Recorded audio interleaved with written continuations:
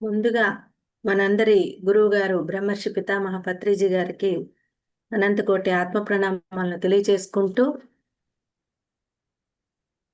మనందరినీ గురువు గారి తర్వాత ఆ మార్గంలో అద్భుతంగా నడిపిస్తున్నటువంటి తటవర్తి రాఘవరావు సార్ గారికి మరి అమ్మ రాజ్యలక్ష్మి గారికి నా శతకోటి ఆత్మ ప్రణామాలను తెలియజేసుకుంటూ ఉన్నాను.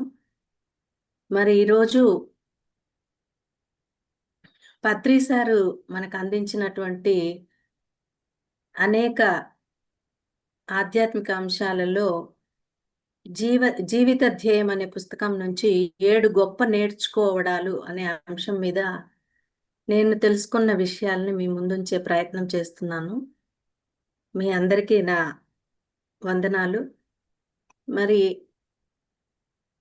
మానవుడు ఎప్పుడూ నేర్చుకుంటూనే ఉండాలి. పుట్టిన దగ్గర నుంచి మనము శరీరాన్ని వదిలే వరకు ప్రతిరోజు ప్రతి ఇన్సిడెంట్ నుంచి, ప్రతి సంఘటన నుంచి, ప్రతి వ్యక్తి నుంచి, ప్రతి జీవి నుంచి కూడా ఎన్నో విషయాలు నేర్చుకుంటూ ఉండాలి. అలా నేర్చుకుంటూనే మనం ఎదుగుతూ ఉంటాం. అది ప్రాపంచికంగా కావచ్చు, ఆధ్యాత్మికంగా కావచ్చు. అయితే మనందరం కూడా చిన్నప్పటి నుంచి నేర్చుకుంటూ వస్తూ ఉన్నప్పటికీ, ప్రతిరోజు కొత్త విషయాలు తెలుసుకుంటూ ఉన్నప్పటికీ, అవన్నీ కూడా చిన్న చిన్న నేర్చుకోవడాలు అన్నారు పత్రి సార్. అంటే అవన్నీ ప్రాపంచికమైనవి. చిన్న చిన్న నేర్చుకోవడాలు అన్నారు. మరి సార్ ఏమన్నారంటే, ధ్యానులు యోగులుగా ఎదగాలి అంటే, ఈ చిన్న చిన్న నేర్చుకోవడాలు కాదు, గొప్ప గొప్పవి నేర్చుకోవాలి అన్నారు. మరి ఆ గొప్పవి ఎక్కడున్నాయి? అంటే ఆ గొప్ప అంతా కూడా ప్రకృతిలోనే ఉంది అన్నారు గురువుగారు. కనుక ఆ గొప్పవి ఎవరి నుండి నేర్చుకోవాలి? అంటే ప్రకృతికి దగ్గరగా ఉన్న వారి నుండి మనము అవి నేర్చుకోవాలి. ప్రకృతికి దూరంగా ఉన్నటువంటి వాళ్ళు ప్రకృతికి దగ్గరగా ఉన్న వాటి నుంచి నేర్చుకోవాలి అని చెప్పడం జరిగింది. అలా ఉన్న ఆ గొప్ప 7 ఆ 7 రకాల వాటి నుండి మనం నేర్చుకుంటూ ఎదగాలి అని చెప్పారు. అవేంటంటే మొదటిది స్త్రీ జాతి, రెండవది వయసులో చిన్నవారి నుండి నేర్చుకోవాలి. అలాగే మూడవది పల్లెవాసుల నుంచి కూడా నేర్చుకోవాలి. నాలుగవది జంతు మరియు వృక్ష సామ్రాజ్యాల నుంచి నేర్చుకోవాలి. ఐదవది చదువు లేని వారి నుండి నేర్చుకోవాలి. మరి ఆరవది ధ్యానుల నుండి నేర్చుకోవాలి. మనం ధ్యానులమే. ఇది జనరల్‌గా ధ్యానం చేయని వారి గురించి చెప్పడం. మరి ఏడవది సూక్ష్మలోక వాసుల నుండి నేర్చుకోవాలి. ఈ 7 మరి పత్రి సార్ చెప్పడం జరిగింది. మొదటిది చూద్దాం. స్త్రీ జాతి నుండి నేర్చుకోవడం. స్త్రీ జాతి ప్రకృతికి దగ్గరగా ఉంటుందట. అందుకే స్త్రీని ప్రకృతితో పోలుస్తారు. స్త్రీ జాతి నుంచి పురుష జాతి ఎప్పుడూ నేర్చుకుంటూనే ఉండాలి అంటారు. వాటిలో ముఖ్యంగా శరణాగతి తత్వం. అంటే ఇక్కడ ఒకరికి లొంగిపోవడం అన్న మాట కాదు. శరణాగతి అంటే ఇక్కడ డెడికేషన్.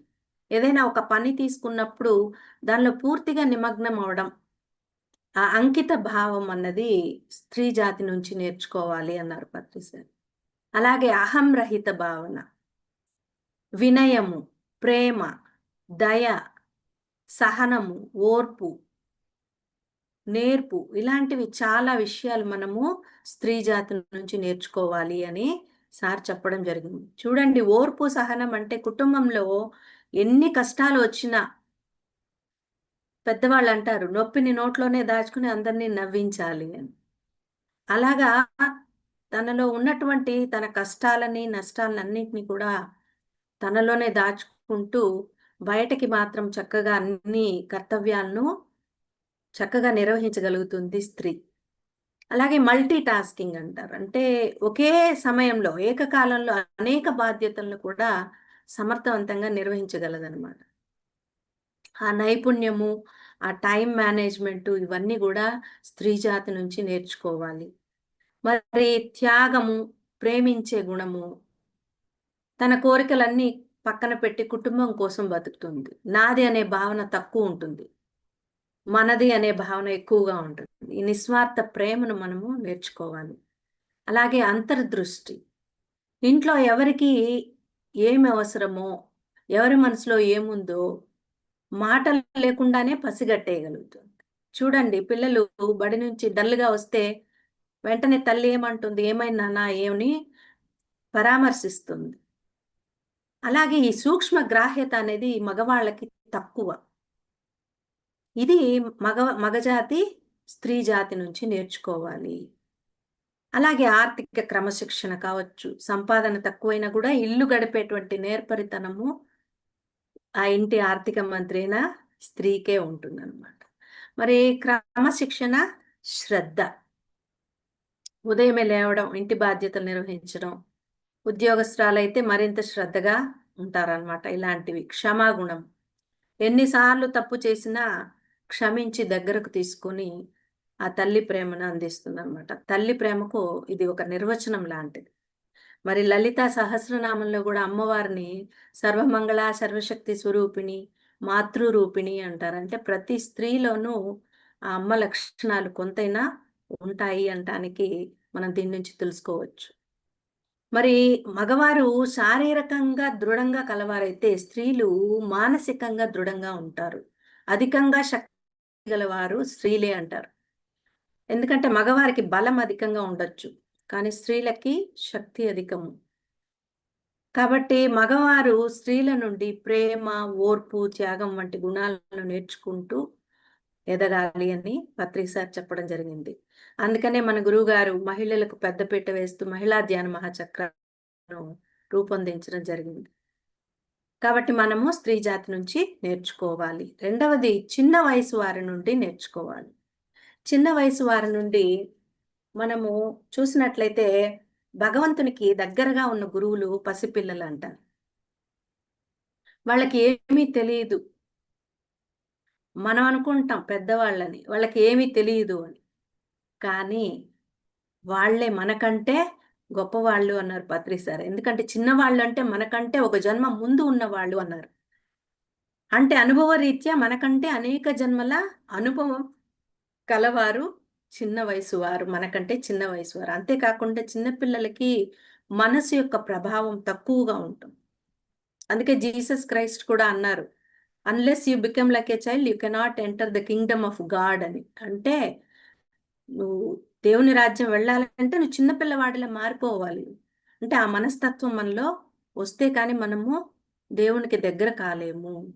అంటే మనసు స్వచ్ఛంగా మారాలి అని. మరి దత్తాత్రేయుల వారి 24 గురువులు మనం అమ్మ దగ్గర నుంచి విన్నాం. అందులో బాలుడు కూడా ఒక గురువు ఆయనకి అని చెప్పారు. కాబట్టి పిల్లల నుండి మనము చాలా విషయాలు నేర్చుకోవాలి. క్షమాగుణం. 2 నిమిషాలు అలుగుతారు. మళ్ళీ మామూలయిపోతారనమాట. మళ్ళీ కలిసిపోతారు. మనమేమో ఏం చేస్తాం? ఏళ్ల తరబడి పగలు మోస్తాం. ప్రతీకారం అంటాం. ఒకరి మీద ద్వేషాన్ని పెంచుకుంటాం. కానీ పిల్లలు అలా ఉండరు. క్షమించడం ఎదుటివారి కోసం కాదు. మన మనశ్శాంతి కోసం అని మనము గుర్తుంచుకోవాలి. క్షమించడం అనేది గొప్ప గుణం. అది పిల్లల నుంచి మనం నేర్చుకోవాలి. అలాగే వర్తమానంలో జీవించటం. నిన్నటి ఏడుపు, రేపటి భయం వాళ్ళకి ఉండదు. చేతిలో బొమ్ముంటే ఆడుకుంటూ అదే లోకంగా ఉంటారు. అలా ఉన్న క్షణంలో పూర్తిగా బ్రతకడం అనేది మనము పిల్లల నుంచి నేర్చుకోవాలి. అలాగే నిస్వార్థ ప్రేమ. అమ్మ నల్లగా ఉందా? నాన్న పేదవాడా? ఇలాంటి తారతమ్యాలేమి వాళ్ళకి తెలీదు. వాళ్ళకి ప్రేమ ఎప్పటికీ తగ్గదు పసిపిల్లలకి. మన ప్రేమలెలా ఉంటాయి? అన్ని షరతులతో కూడుంటాయి. కాబట్టి మనం వాళ్ళ నుండి అలాంటి అమృతం లాంటి స్వచ్ఛమైన ప్రేమను మనము నేర్చుకోవాలి. ఇకపోతే కుతూహలం అంటే ప్రశ్నించేటువంటి తత్వం. చిన్న పిల్లలు ఎక్కువగా ప్రశ్నలు అడుగుతూ ఉంటారు. ఆకాశం ఎందుకు నీలంగా ఉంది? చీమకు నొప్పి ఉంటుందా? ఇలాంటి అంటే మనకవన్నీ సిల్లీ క్వెషన్స్ లాగా అనిపిస్తుంది. కానీ ఓపికతో వాళ్ళ ప్రశ్నలకి సమాధానం చెప్పాలి మనం. అప్పుడు మనం కూడా తెలుసుకుంటాం కొన్ని విషయాలు. అలా తెలియనివి తెలుసుకోవాలనే తపన వాళ్ళలో ఉంది కదా! అలాంటిది మనం కూడా తెలియనివి తెలుసుకునే ప్రయత్నం చేస్తూ ఉండాలి. ప్రశ్నిస్తేనే మనకి జ్ఞానం ఉదయిస్తుంది అంటారు. కానీ వయసు పెరిగిన వారిలో ఈ జిజ్ఞాస తగ్గిపోతూ ఉంటుంది. అందుకే జ్ఞానం కూడా పెరగదు. ఇది మనం పిల్లల నుంచి నేర్చుకోవాలి. అలాగే నవ్వు, ఆనందం. పిల్లలు చూడండి కల్లాకపటం లేకుండా హాయిగా నవ్వుతారు. కానీ పెద్దలు నవ్వటం మర్చిపోయారు. నవ్వలేక నవ్వుతారనమాట. ఈ మధ్యన లాఫింగ్ క్లబ్స్ అని గూడా పెట్టారు. అందులో వెళ్లి నవ్వడం నేర్చుకుంటున్నారు. నవ్వడం నేర్చుకోవాల్సిన అవసరం లేదు. ఆనందం అనేది బయట లేదు. మన లోపలే ఉంది. అది మనం మర్చిపోయామనమాట. కాబట్టి ఈ ఆనంద బ్రహ్మ అంటారు. అంటే మనలోనే ఆనందం ఉంది అని. మరి ఇది పిల్లల్ని చూసి వారితో గడిపితే మనం నేర్చుకోగలుగుతాం. మళ్ళీ మనము ఆ స్థాయికి రాగలుగుతాం. అందుకే బృహదారణ్యక ఉపనిషత్తులో చెప్పడం జరిగింది. బాల్యేన తిష్టాసేత అన్నాడు. అంటే జ్ఞాని బాలుడిలా స్వచ్ఛంగా ఉండాలి అని. పిల్లలు మనకు ఆ దైవత్వాన్ని నేర్పుతారు. ఇకపోతే చిట్ట చివరిది వాళ్ళు ఈ ఈ కాలంలో చూసినట్లయితే పిల్లలు కొత్త టెక్నాలజీని ఈజీగా అడాప్ట్ చేసుకుంటారు. మనం చేసుకోలేం. మనకి కొన్ని విషయాలు అర్థం కావు. కానీ పిల్లలు చకచకా చేసేస్తారు. ఆర్టిఫిషియల్ ఇంటెలిజెన్స్ అంటారు. ఫోన్‌లో ఉన్నటువంటి డిఫరెంట్ యాప్స్‌ని ఎట్లా ఉపయోగించాలనేది తెలుసు వాళ్ళకి. కంప్యూటర్ నాలెడ్జ్ ఉంది. అన్నీ చకచకా నేర్చేసుకునేటువంటి టాలెంట్ వాళ్ళలో ఉంది. అది మనం కూడా నేర్చుకునే ప్రయత్నం చేయాలి. మరి మూడవది పల్లెవాసుల నుండి. పల్లెవాసుల నుండి ఏం నేర్చుకోవాలి? పల్లెవాసులు ప్రకృతిలో జీవిస్తూ ఉంటారు. మరి పట్టణవాసులు ప్రకృతికి దూరంగా వెళ్తున్నవారు. కాబట్టి పత్రిసార్ ఇక్కడేమన్నారంటే, పల్లెవాసుల నుంచి పట్టణవాసులు నేర్చుకోవాలి అని. ఇది ఒక గొప్ప నేర్చుకోవడం. పట్నం హడావిడిలో మనం పోగొట్టుకున్నటువంటి అనేక విలువలు పల్లెల్లో ఇంకా బతికే ఉన్నాయి. ఎందుకంటే పల్లెవాసులు ఉదయాన్నే లేవడం, లేచిన దగ్గర నుంచి ఒళ్ళొంచి కష్టపడి పని చేయటం, ఉన్న దానిలో తృప్తిగా ఉండడం, మరి కలిసిమెలిసి జీవించడం, ఆ పక్కింటి వాళ్ళని ఇరుగు పొరుగు వాళ్ళని అన్న, వదిన అనడము, మామ, అత్త అనడం ఇలా వరుసలు కలుపుకుంటూ ఎంతో స్వచ్ఛమైన ప్రేమతో వాళ్ళు జీవిస్తూ ఉంటారు. అలాగే ఆరుబయట నిద్రిస్తారు. ప్రకృతి దేవతలను ఆరాధిస్తారు, గౌరవిస్తారు. మరి కల్మషం లేని మాటలు మాట్లాడతారు. ఆడంబరాలుండవు వాళ్ళ జీవితంలో. నేను గొప్ప అని ప్రదర్శించుకోరు. ఇవన్నీ మనము నేర్చుకోవడం ద్వారా ఎంతో మానసిక ప్రశాంతత పొందుతాము అంటారు పత్రిసార్. ఆరోగ్యం కలుగుతుంది, ఆనందం కలుగుతుంది. ఎందుకంటే ఇలాంటి లక్షణాలు ఉండటం వల్ల మనకి చాలా వరకు మనసు ప్రశాంతతను సంతరించుకుంటుంది. అందుకే పత్రిసార్ అంటారు, "పట్టణ వాసులది ఊపర్ షేర్వాని అందర్ పరేషాని" అంటారు. ఊపర్ షేర్వాని అందర్ పరేషాని. అంటే పైన పటారం లోన లొటారం అంటారు కదా! అలాగనమాట. కాబట్టి పట్టణ వాసులు, పల్లె వాసుల నుండి సంతృప్తిని నేర్చుకోవాలి, కష్టపడే తత్వం నేర్చుకోవాలి, మానవత్వం నేర్చుకోవాలి, మర్యాద నేర్చుకోవాలి, ప్రకృతితో మమేకం అవ్వడం ఎలాగో నేర్చుకోవాలి, కలిసిమెలిసి జీవించడం ఎలాగో నేర్చుకోవాలి, స్వచ్ఛమైన ఆహారాన్ని ఎలా తీసుకుని ఆరోగ్యాన్ని కాపాడుకోవాలి. ఇలాంటివన్నీ మనము పల్లెవాసుల నుంచి నేర్చుకోవచ్చు. ఇకపోతే నాలుగవది జంతు మరియు వృక్ష సామ్రాజ్యం నుంచి నేర్చుకోవటం. జంతువులు ముందుగా మనం తీసుకుంటే జంతువులను తీసుకుంటే మనము అమ్మ చెప్పినటువంటి దత్తాత్రేయులు వారి గురువులు 24 మంది గురువుల్లో కూడా అధిక శాతం జంతువులు, పక్షులే ఉంటాయి. కాబట్టి జంతువుల నుంచి మనం చాలా నేర్చుకోవాలి. అవి ప్రకృతి ధర్మం ప్రకారం బతుకుతూ ఉంటాయి. తమ సహజ గుణాలను ఎట్టి పరిస్థితుల్లోనూ అవి వదిలిపెట్టవు. ఆకలేసినప్పుడే తింటాయి. తమ సహజ ఆహారాన్ని తప్ప వేరేవి ముట్టదు. చూడండి ఆవు మాంసం తినదు, పులి గడ్డి మేయదు. కానీ మానవుడు అన్నీ తినేస్తూ ఉంటాడు. అలాగే కుక్క నుండి మనము విశ్వాసము, చీమ నుండి క్రమశిక్షణ, మరి ఆ టీమ్ వర్క్, ఇక తాబేలు నుంచి అంతర్ముఖులవ్వడం ఎలాగా, ఆ ఇంద్రియాలను ఎలాగా అంతర్ముఖం చేయాలన్నది తాబేలు నుండి నేర్చుకోవాలి. మరి గ్రద్ద నుండి సూక్ష్మ గ్రాహ్యత. అది ఎంత పైన ఉన్నప్పటికీ నేల మీద ఉన్నటువంటి అతి చిన్న స్వల్పమైన వాటిని గూడా అది చూడగలుగుతుంది. ఆ సూక్ష్మ గ్రాహ్యత మనం గ్రద్ద నుండి నేర్చుకోవాలి. మరి పక్షుల నుండి ఏం నేర్చుకోవాలంటే ఇది చాలా చాలా ఇంపార్టెంట్. బంధరాహిత్యత నేర్చుకో. మరి ముక్తి మార్గంలో నడిచే మనకి ఇది చాలా అవసరం. ఇంకా అవి రేపటి కోసం దాచుకోవు. గూడు కట్టుకుంటాయి. మళ్ళీ వలసెళ్ళినప్పుడు వాటిని వదిలేసి ఎళ్ళిపోతాయి. మనం అలా గాదు. అయ్యో! ఇల్లు కట్టుకున్నాం. మనం ఈ ఇల్లుని ఎలా వదిలేది అని సవా లక్ష సార్లు ఆలోచిస్తాం. కానీ అవి అలా వదిలేసి వెళ్ళిపోతాయి. అది నేర్చుకోవాలి మనం. అలాగే రెక్కలొచ్చి పిల్లలు ఎదిగే వరకు ప్రేమగా పెంచుతాయి. రెక్కలొచ్చి అవి ఎగిరి వెళ్ళిపోగానే వాటిని పట్టించుకోవు. మనమేం చేస్తాం పెళ్ళిళ్ళు చేసినప్పటికీ పిల్లల విషయాల్లో తలదూరుస్తూ పిల్లల్ని వాళ్ళ దగ్గర మనం యొక్క గొప్పతనాల్ని ప్రదర్శిస్తూ మనం ఎన్నో సమస్యలను కొని తెచ్చుకుంటాం. అలా కాకుండా మనం బంధరాహిత్యంతో మనము జీవించాలి. ఎవరి జీవితాల్లోనూ వేలు పెట్టకూడదంటారు పత్రి సార్. అలా మనము ఎప్పుడైతే ఉంటామో అప్పుడు చక్కగా మనకు మనశ్శాంతి ఉంటుంది. మన ఎదుగుదల మనం చూసుకోవచ్చు. మరి వృక్షజాతి నుంచి ఏం నేర్చుకోవాలి? ఇది చాలా చాలా ఇంపార్టెంట్. వృక్షజాతి నిజమైన ప్రకృతి పాఠశాలంట మనకి. విత్తనం దగ్గర నుంచి చూసామనుకోండి, విత్తనము తాను మట్టిలో కలిసిపోయి, మొక్కగా మొలకెత్తి గొప్ప వృక్షమై ఫలాలిస్తుంది మనకి. అంటే మనలో ఉన్న నేను అనే ఆ అహంకారం ఎప్పుడైతే పతనమైపోతుందో, దైవం అనే వృక్షం మొలుస్తుంది అంటారు పత్రి సార్. ఇదే ఆత్మజ్ఞానం అంటే. మరి విత్తనం చాలా చిన్నది. దాని నుండి ఒక మహావృక్షం వస్తుంది.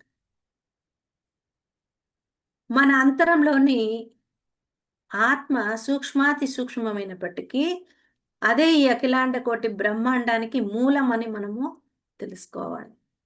ఈ విషయం మనము మొక్కల నుంచి, ఆ విత్తనం నుంచి నేర్చుకోవచ్చు. అలాగే వెదురు 5 సంవత్సరాలు వేర్లు పెంచుకుంటుందంట. ఆరవేయటనే 90 అడుగులు పెరుగుతుందట. అంటే పునాది గట్టిగా ఉంటే భవనము చక్కగా నిలుస్తుందంటాం కదా! అలాగా మనం కూడా మన జీవితానికి ధ్యానం అనే పునాదిని బాగా గట్టిగా వేసినట్లయితే ఆత్మ జ్ఞానము, బ్రహ్మ జ్ఞానము, ముక్తి, మోక్షం అనే మార్గంలో మనము చక్కగా ఎదగగలుగుతాము. మరి వెదురులోని ఇంకో లక్షణం ఏంటంటే లోపలంతా ఖాళీగా ఉంటుంది. అందుకే నేనెంత పొడవు పెరిగినా నేను లోపల బోలుగా ఉన్నందుకే నేను ఇంత పెద్ద పొడవుగా నేను పెరుగుతాను అంటుందంట వెదురు. అంటే ఖాళీ అంటే శూన్యం ఇక్కడ. మనం కూడా మనకు రాఘవరావు సారు, అమ్మ చెప్తూ ఉంటారు. మనసును శూన్యం చేసుకోవాలి ధ్యానం ద్వారా. ఎంత శూన్యం చేస్తే అంతగా ఆత్మజ్ఞానులుగా మనము ఎదగగలుగుతాము. దానికి మార్గము శ్వాస మీద ధ్యాస, ధ్యానం. కాబట్టి వెదురు నుంచి ఇది నేర్చుకోవాలి. అలాగే తామర నుంచి ఏం నేర్చుకోవచ్చు? బురదలో పుట్టిన బురద అంటదు దానికి. నీటిలో ఉన్న తడవదు. మన చుట్టూ ఎన్ని కష్టాలు, బాధలున్నా, శత్రువులున్నా వాటిని మనం పట్టించుకోకుండా సాధనతో జ్ఞానవంతంగా ఎదుర్కోవడం నేర్చుకోవాలి. వాటినేమాత్రము పట్టించుకోకండి. అంటే బురదలో ఉంటూ కూడా మనం స్వచ్ఛంగా, జ్ఞానవంతంగా ఉండాలి. అంటే చుట్టుపక్కల ఎందరో అజ్ఞానులున్నప్పటికీ, మనం ఆ బురదలో ఉన్నటువంటి తామర పుష్పంలాగా మనం ఎదగాలి. అలాగే నీటిలో తడవకపోవడం అంటే, మన చుట్టూ ఉన్న విషయాల పట్ల అంటకుండా జీవించడం. ఇదే బంధరాహిత్యం అంటారు. అంటే పద్మపత్ర మీమాంస అని భగవద్గీతలో చెప్పినట్టు. మన చుట్టూ అనేక విషయాలున్నాయి. అందులో ఇరుక్కుపోకూడదు అన్నది మనము తామర ఆకు నుంచి మనము నేర్చుకోవాలి. ఇక పండ్ల చెట్లు జూడండి. రాళ్లతో కొట్టిన ఫలాలిస్తుంది. మనము ఇతరుల నుండి ఎన్ని ఇబ్బందులు ఎదుర్కొన్నా సత్య మార్గాన్ని వదలకుండా తిరిగి అందరి శ్రేయస్సును మనము కాంక్షించాలి అనేటువంటిది మనం నేర్చుకోవాలి. అందుకు మనకి చిన్నప్పుడు నేర్చుకున్న ఒక శ్లోకం.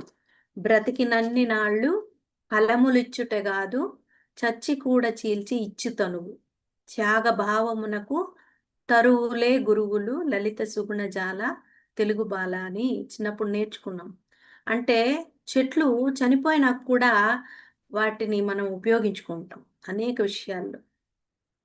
ఈ విషయము ఈ విషయంలో అవి మనకి గురువులుగా ఏం నేర్పిస్తోంది అంటే, మనం జీవించినప్పుడు ఇతరులకు సహాయపడటమే కాదు, మరణించిన తర్వాత కూడా మన సేవలు చిరస్మరణీయాలుగా ఉండాలి. అందరికీ ఉపయోగపడాలి. అలాంటి కార్యక్రమాలు మనం చేయాలి. ఆ మార్గంలోనే మరి మన గురువుగారు పత్రిజీ గారు పిఎస్ఎస్ఎం అనేది స్థాపించి చక్కగా ఈ ధ్యాన మార్గాన్ని, ఉన్నతమైన ఆధ్యాత్మిక మార్గాన్ని మనకు నిర్దేశించి వారు వెళ్ళినప్పటికీ మనం వారి మార్గంలో మనం అందరం ఎంతో జ్ఞానాన్ని పొందుతూ ఎదుగుతూ ఉన్నాం. మరి ఆ మార్గంలోనే మనకి రాఘవరావు సారు, రాజలక్ష్మి అమ్మ కూడా మనల్ని నడిపిస్తున్నారు వారి తర్వాత. వారు కూడా ఎన్నో పుస్తకాలు రాశారు. అవి చిరస్మరణీయాలు. ఆ పుస్తకాలు ఎప్పటికీ ఎన్ని సంవత్సరాలైనప్పటికీ మనము మన నెక్స్ట్ జనరేషన్స్ చదువుకుని ఎంతో జ్ఞానాన్ని పొందవచ్చు. కాబట్టి మొక్కలు లేకుంటే మనకి ఈ భూమి పైన అన్ని జీవరాశులకు ఆహారం కూడా దొరకదు. ప్రాణవాయువు ఉండదు. ఆక్సిజన్ ఉండదు. మొక్కలు లేకుంటే భూమి పైన ఏ జీవి కూడా బతకలేదు. కాబట్టి ఇక్కడ జంతువుల నుండి మనము బ్రతకడం నేర్చుకోవాలి. అలాగే మొక్కల నుండి బ్రతికించడం నేర్చుకోవాలి అన్నారు పత్రి సార్. జంతువుల నుండి ఎలా బ్రతకాలో నేర్చుకోవాలి. మొక్కల నుండి ఎలా బ్రతికించడమో నేర్చుకోవాలి. నెక్స్ట్ ఐదవది చదువు లేని వాళ్ళ నుండి నేర్చుకోవడం. చదువు అనే పుస్తకం యొక్క జ్ఞానం మాత్రమే కాదు, జీవితం అనే పాఠశాలలో నేర్చుకున్న వాళ్ళ దగ్గర నుంచి మనం నేర్చుకోవాల్సింది చాలా ఉంటుందట. అంటే వినయం. చూడండి, చదువుకోని వాళ్ళు ఈగో ఉండదు వాళ్ళకి. నాకు తెలీదు చెప్పండి అని అడిగి తెలుసుకుంటారు. మనం ఆ విషయాన్ని మనం వాళ్ళ నుంచి నేర్చుకోవాలి. ఎదుటి వారి గొప్పని వాళ్ళు గౌరవిస్తారు. ఆ గొప్పతనాన్ని గౌరవించటం కానీ, అంగీకరించడం కానీ చేస్తారు. అలాగే కష్టే ఫలి అనే సూత్రాన్ని మనం పుస్తకాల్లో గొప్పగా చదువుకొని రాసుకుంటూ ఉంటాం కానీ, వాళ్ళు బతికి చూపిస్తారు. అలాగే ఉన్న దాంట్లో సంతృప్తిగా, ఆనందంగా జీవిస్తారు. ఫోన్‌లు, వాట్సాప్‌లు ఇవన్నీ వాళ్ళకి ఉండకపోవచ్చు. కానీ పక్కింట్లో ఎవరికైనా జ్వరమొస్తే వెళ్లి గంజి కాచి ఇవ్వటం కానీ, వాళ్ళకి సహాయం చేయటం కానీ, పరస్పర సహాయ సహకారాలు అందించడం అనేది వాళ్ళకి చక్కగా తెలుసు. వాళ్ళ నుంచి ఇవన్నీ మనం నేర్చుకోవాలి. అతిథి దేవో భవ అని బోర్డేమి పెట్టుకోరు. కానీ ఆచరించి చూపిస్తారు. అలాగే ప్రకృతి జ్ఞానం. ఏ కాలంలో ఏ పంట వేయాలి? ఆకాశం చూసే వాళ్ళు వాతావరణాన్ని చెప్పేయగలుగుతారు. ఇంకా ఓర్పు, సహనము, నిజాయితీ, ఆదరణ వంటి గొప్ప లక్షణాలు కూడా వాళ్ళలో ఉంటాయన్నమాట. పత్రి సార్ అంటారు అందుకే చదువుకున్నోడి కన్నా సాకలోడు మేలు అని ఒక సామెతని గుర్తు చేశారు ఈ సందర్భంగా సార్. అలాగే రామకృష్ణ పరమహంస చూడండి. ఆయన ఏం చదువుకోలేదు. రమణ మహర్షి చదువుకోలేదు. షిర్డీ సాయిబాబా చదువుకోలేదు. కానీ వీళ్ళంతా చదువుకోని వాళ్ళైనప్పటికీ, చదువుకున్న వాళ్ళంతా వీళ్ళ దగ్గర వచ్చి నేర్చుకోవడానికి వచ్చారు. రమణ మహర్షి గారి దగ్గరికి సర్వేపల్లి రాధాకృష్ణన్ గారు, భారత తొలి ఉపరాష్ట్రపతి. ఆ తర్వాత ఆయన రాష్ట్రపతి అయ్యారు. రెండవ రాష్ట్రపతి. అంత గొప్ప స్థాయిలో ఉన్న ఆయన కూడా రమణ మహర్షి గారి దగ్గరికి ప్రతి నెల వచ్చేవారంట. నెలలో ఒక 2 రోజులొచ్చి ఆయన దగ్గర కూర్చొని ఏం మాట్లాడేవారు కాదు. జస్ట్ ఆయన ముందర కూర్చొని ధ్యానం చేసేవారట. మౌనంలోనే ఆయన నుంచి ఈయన ఎంతో జ్ఞానాన్ని పొందేవారట. అలా ఆయన ఆ నెలకు కావలసిన ఆయన యొక్క బాధ్యతలు నిర్వహించడంలో ఈ శక్తి, ఈ జ్ఞానం ఆయనకి ఎంతో ఉపయోగపడేదట. రమణ మహర్షి గారి దగ్గరకొచ్చినటువంటి సర్వేపల్లి రాధాకృష్ణన్ గారికి. మరి రమణ మహర్షి గారు చదువుకున్నవారా? కాదు. రాధాకృష్ణన్ వారు గొప్పగా చదువుకున్నవారు, గొప్ప స్థాయిలో ఉన్నవారు. కాబట్టి రమణ మహర్షి గారు ఒక మాట చెప్పేవారంట. చదువుకున్న వాళ్లకు పుస్తకాల పిచ్చి, చదువు లేని వాళ్ళకి దైవం మీద పిచ్చి. ఏది గొప్పదో మీరే చెప్పండి అని అడిగేవారట ఆయన. అంటే అందుకు పత్రి సార్ అంటూ ఉంటారు. నిజమైన చదువు ఏమిస్తుంది అంటే వినయాన్ని, విజ్ఞానాన్ని పెంచేదిగా ఉంటుంది. అవి ఎవరెవరికి ఉందో వాళ్ళే నిజమైన చదువుకున్న వాళ్ళంటారు పత్రి సార్. అవి లేని వాళ్ళు ఎన్ని సర్టిఫికెట్లున్నా చదువుకోని వాళ్ళే, చదువు రాని వాళ్ళ కిందే లెక్క అంట. కాబట్టి చదువు వినయాన్ని, విజ్ఞానాన్ని పెంచేదిగా ఉండాలి అని చెప్పడం జరిగింది. మరి 6వది ధ్యానుల నుండి నేర్చుకోవడం.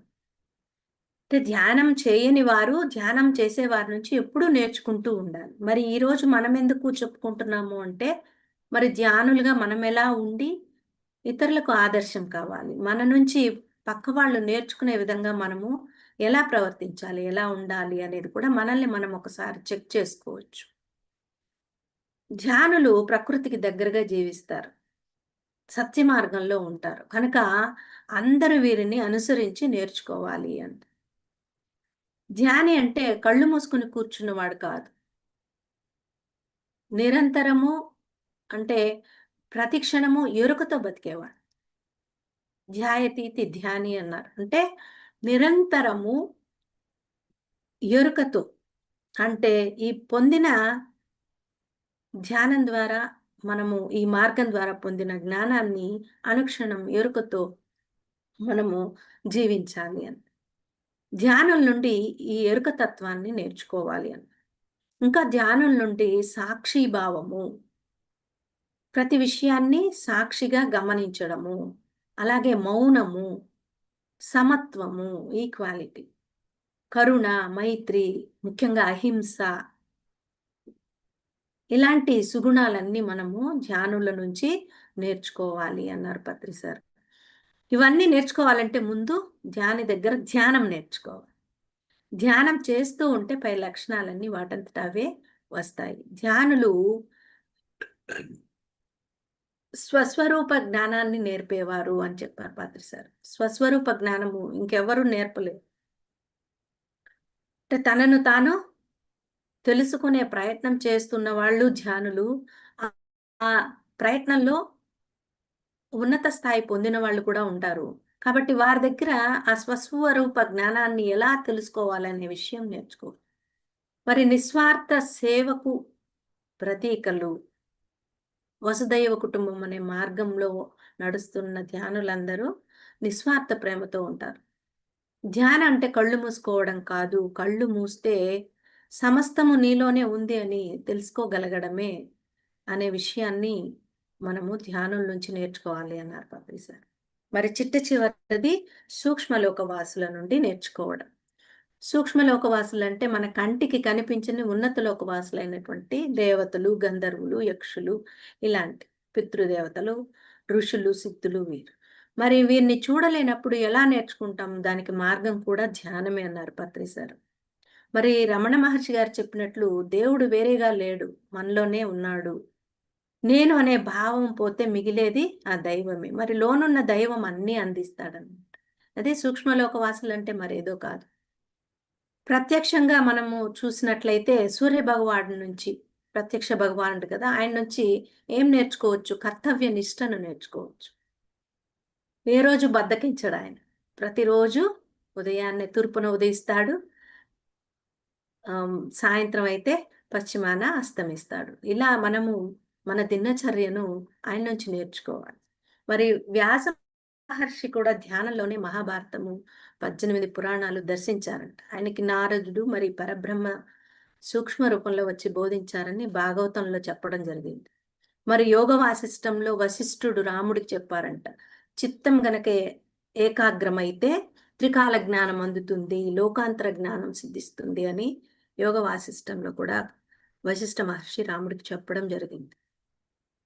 ఇక మనకి తెలుసు అమ్మ నాన్న దగ్గర నుంచి నేర్చుకున్నాం. కఠోపనిషత్తులో నచికేతుడు యమధర్మరాజు నుంచి ఆత్మవిద్య నేర్చుకున్నాడు. అలాగే ఆది శంకరాచార్యులు వివేక చూడామణిలో చెప్పారు. ధ్యానంలో సిద్ధులు, దర్శనాలు ఇవి లక్ష్యం కాదు. ఆత్మజ్ఞానమే అసలైన లక్ష్యం అని. అంటే ఒకవేళ మనం గనక ఇలాంటివేవైనా కనబడి, వినబడి అప్పుడు దానికి అతుక్కుంటే పతనం తప్పదని ఆదిశంకరులు హెచ్చరించడం జరిగింది. ధ్యానంలో సూక్ష్మలోక జ్ఞానం రావడం అన్నది ఒక గంగా స్నానం లాంటిది. అంటే గంగలో మునిగితే మనం పవిత్రులవుతామని నానుడి కదా! కానీ గంగను మనం మోసుకొని వెళ్ళలేము పోయిన చోటంతా కదా! అలాగే ధ్యాన అనుభవాలనేది అనుభవించాలి కానీ వాటికి అతుక్కుపోకూడదు. లక్ష్యము గంగ కాదు. గంగ పుట్టిన హిమాలయము అంటే ఆత్మ అన్నమాట. అంటే ఆత్మను చేరుకునే ప్రయత్నం మనం చేయాలి. ఆత్మను చేరుకోవాలి. నేనే ఆత్మనని తెలుసుకోవాలి. ఆత్మే పరబ్రహ్మం అని తెలుసుకోవాలి. మరి ఆత్మజ్ఞానం నుంచి బ్రహ్మజ్ఞానం వైపు మనము పయనించాలి. కాబట్టి ఇలా 7 గొప్ప నేర్చుకోవడాల ద్వారా మనం ఎంతో తెలుసుకోవాలని పత్రి సార్ ద్వారా నేను తెలుసుకున్నాను. మీకు అందించే ప్రయత్నం చేశాను. ఈ అవకాశం ఇచ్చినందుకు సార్‌కి, అమ్మకి నా ధన్యవాదాలు. Thank you.